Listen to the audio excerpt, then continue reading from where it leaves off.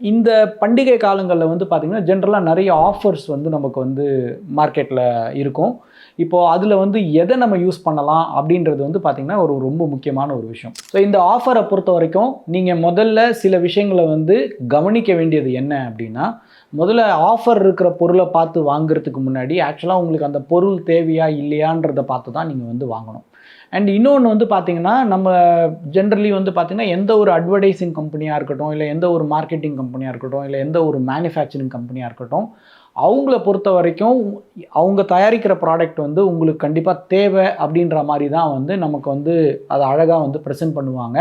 So அவங்க அவங்களுடைய வேலைய வந்து கரெக்ட்டா செஞ்சுடுறாங்க. ஸோ நம்ம வாங்குறதுக்கு முன்னாடி நம்ம யோசிக்க வேண்டிய விஷயம் என்னன்னா, போன வருஷமோ, இல்ல அதுக்கு முன்னாடி வருஷமோ வாங்குன எத்தன பொருட்கள ஆக்சுவலா நம்ம யூஸ் பண்ணிட்டுருக்கோம்.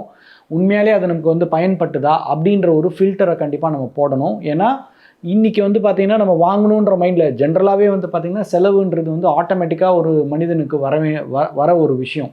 அப்போ இந்த டைம்ல நான் ஆட்டோமேட்டிக்கா நான் வாங்க போறேன். பிளஸ் குடும்பமும் வந்து பார்த்தீங்கன்னா, நெறைய பொருட்கள வாங்கணுன்ற ஒரு சந்தோஷ மனப்பான்மையில இருப்பாங்க.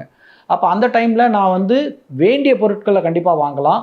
தேவையான பொருட்கள கண்டிப்பா வாங்கலாம். ஆனா ஒரு ஆஃபர் இருக்கேன்ற ஒரு காரணத்தினாலயோ, இல்ல வந்து ஒரு ஸ்கீம் போயிட்டு இருக்கேன்ற ஒரு காரணத்தினாலயோ நீங்க போய் வாங்க வேண்டிய அவசியம் இல்ல.